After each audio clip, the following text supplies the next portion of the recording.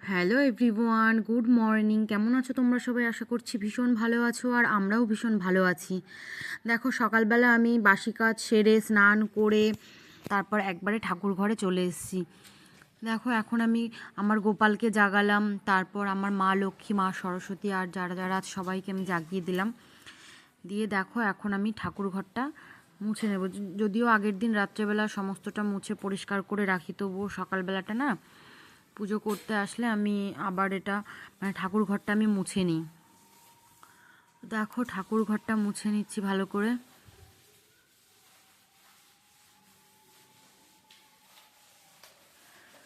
সকালবেলা আমার প্রচণ্ড ব্যস্ত থাকি আমি, সেই জন্যে চেষ্টা করি সবসময় যে আগে আমি ঠাকুরের পুজোটা দিতে। ঠাকুর পুজোটা দিলে না সমস্ত ঠাকুর পুজো আর স্নানটা হয়ে গেলে সমস্ত কাজ যেন তাড়াতাড়ি হয়ে যায়, তাই না? দেখো, এখানে আমি ঠাকুরের বাসনগুলোকে আবার একটু ভালো করে ধুয়ে নেব। আগের দিন ধুয়ে রাখি, তবুও আমি আবার ভালো করে পরের দিন আবার ধুয়ে নিই।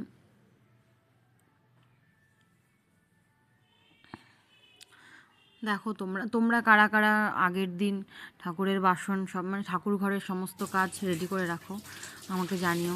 কারণ আমার সকালবেলা তিতলির স্কুল থাকে, তোমাদের দাদা ভাইয়ের ডিউটি থাকে, সেই জন্য না আমি সমস্তটাই গুছিয়ে রাখার চেষ্টা করি।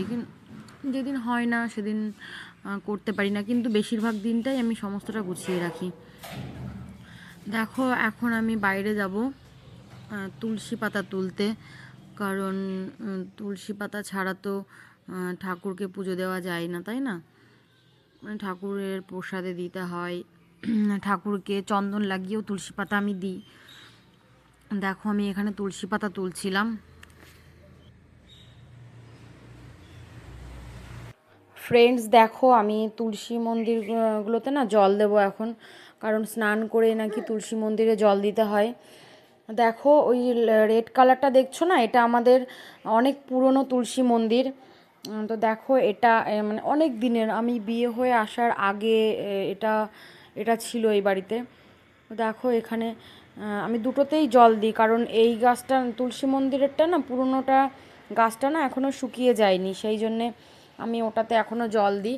আর নতুন মন্দিরটাতেও জল দিই, কারণ একটা দেবো আরেকটা দেবো না, ওই জন্য কেমন দেখায়, সেই জন্য আমি দুটোতেই দিই। ওই পুরোনোটা শুকিয়ে গেলে, তুলসী গাছটা শুকিয়ে গেলে তখন ওই তুলসী মন্দিরটাকে সরিয়ে রাখবো।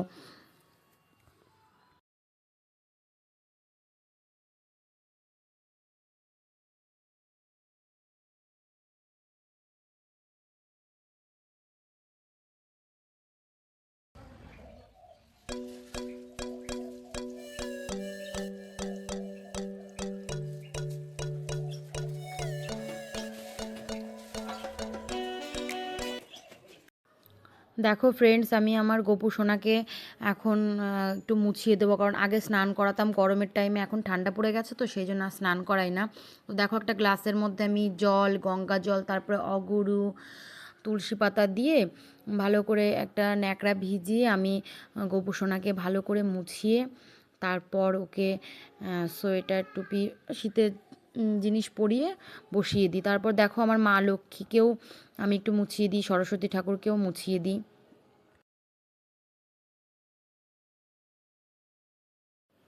চলো ফ্রেন্ডস, আগে আমি পুজোটা কমপ্লিট করি, তারপরে তোমাদের সাথে আবার পরে কথা হচ্ছে।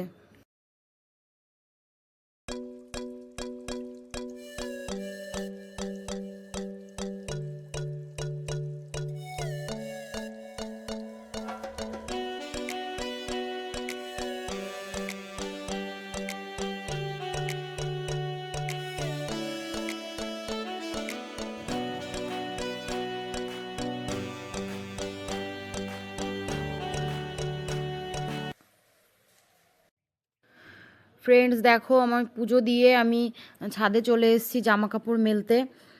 দেখো, অনেকগুলো জামা কাপড় ছিল, সেগুলো আমি ছাদে মেলে আবার নিচে যাব। আর তাঁতয়ের একটা প্যান্ট না সারা রাত কাল ছাদেই ছিল, সেই জন্য প্যান্টটাকে আমি ধুয়ে আবার মেলে দিলাম।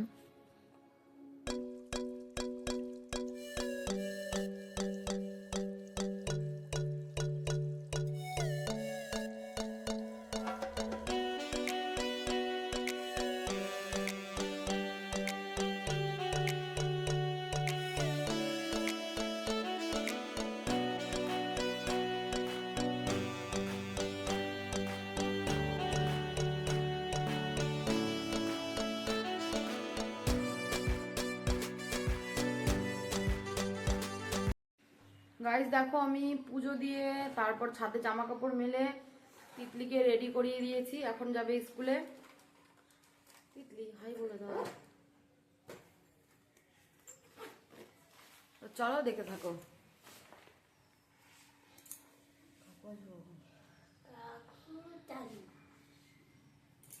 গাইস দেখো ঠান্ডা পড়েছে তো আমি গায়ে কিছু দিইনি, কারণ আমার কাজ করলে না ঠান্ডা লাগে না, এই জন্য দিই না।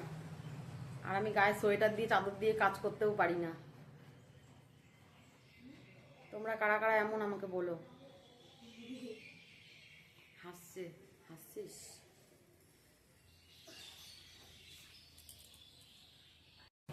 কি করছিস তুই?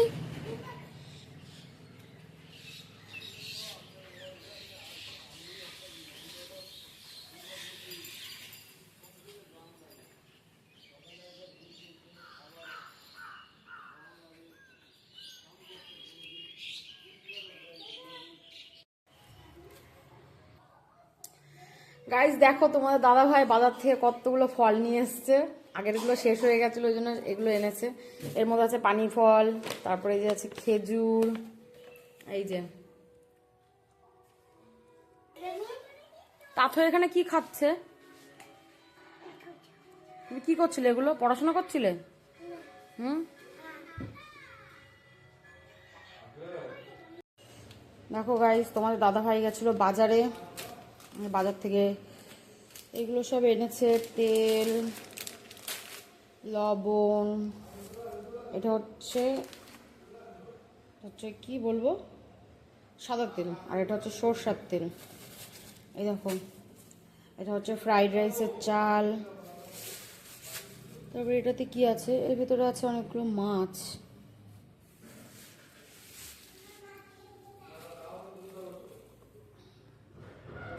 আমাদের সকালবেলা জানো তো ব্রেকফাস্ট কমপ্লিট, বাট তোমাদের দেখানো হয়নি, ভুলে গেছিলাম। আমাদের ব্রেকফাস্টে আজকে ছিল হচ্ছে ডিম টোস্ট।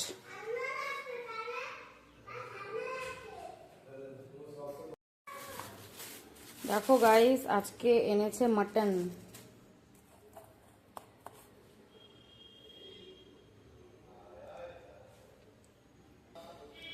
মাটনটাকে এখন আমি ভালো করে ক্লিন করব। আর দেখো এখানে অনেকগুলো মাছ আছে, এগুলো তোমার দাদা ভাই বক্সে করে ভালো করে ধুয়ে তারপরে ফ্রিজে ডিপ ফ্রিজে রাখবে। গাইস দেখো এখানে আমি আজকে বানাবো ফ্রাইড রাইস।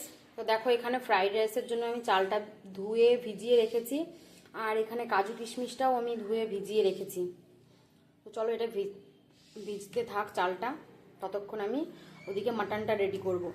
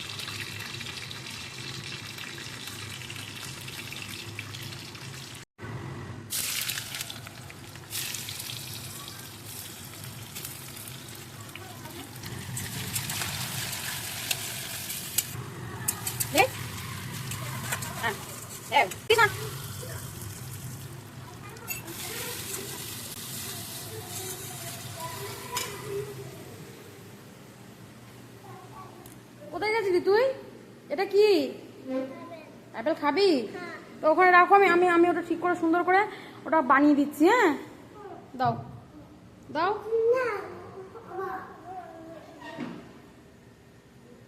কি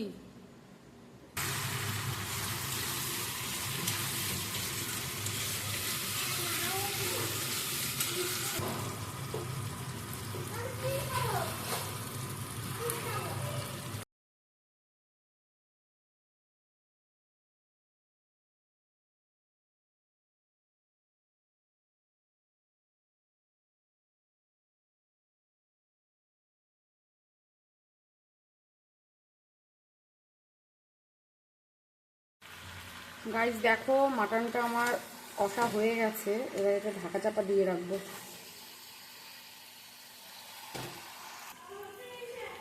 গাইস দেখো জানো মাটনটার মধ্যে আমি কোনো তোমার কি বলে ওটা কাশ্মীরি লঙ্কার গুঁড়ো তারপরে এমনি লঙ্কার গুঁড়ো আমি কিছু ইউজ করিনি।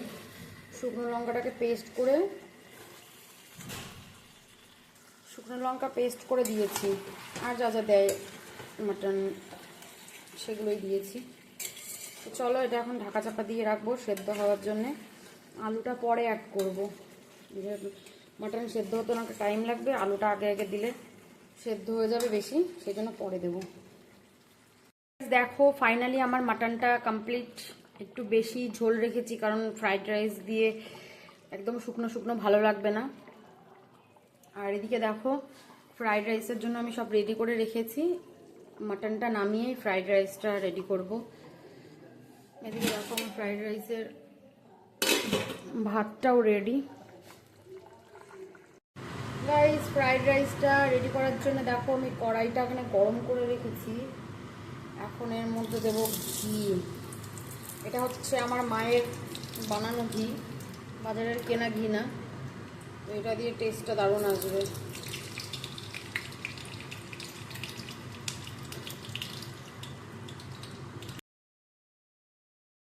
গাইস দেখো এখানে ঘিটা গরম হয়ে গেছে, এখন আমি তেজপাতা আর একটু তেজপাতাটাই দিয়েছিলাম, আর কিছু দিইনি। দেখো ঘিটা একটু ফেনা ফেনা হয়ে গেছে, এটা আবার ঠিক হয়ে যাবে।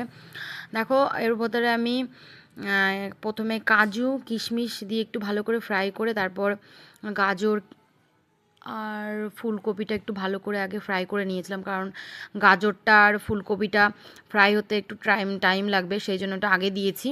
তারপর এক এক করে বিনস, তারপর ক্যাপসিকাম, তারপর শেষে একটু দিয়েছিলাম পেঁয়াজকলি। কথাটা না মনে ছিল না, আমি ওটা বানিয়ে রেখেছিলাম বাট দিতে মনে ছিল না। পরে রাইসটা হয়ে যাওয়ার পরে ওটাকে আমি আবার ফ্রাই করে তারপর আবার অ্যাড করেছিলাম, সেটা তোমাদের আর দেখানো হয়নি।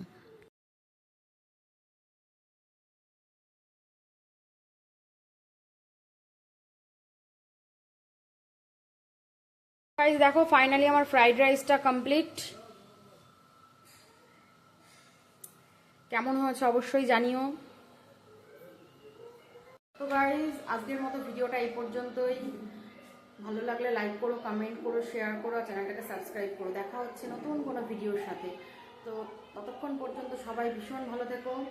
দেখো আমার এখনও রান্নাঘরে অনেক কাজ পড়ে রয়েছে, এগুলো এখন গোছাতে হবে।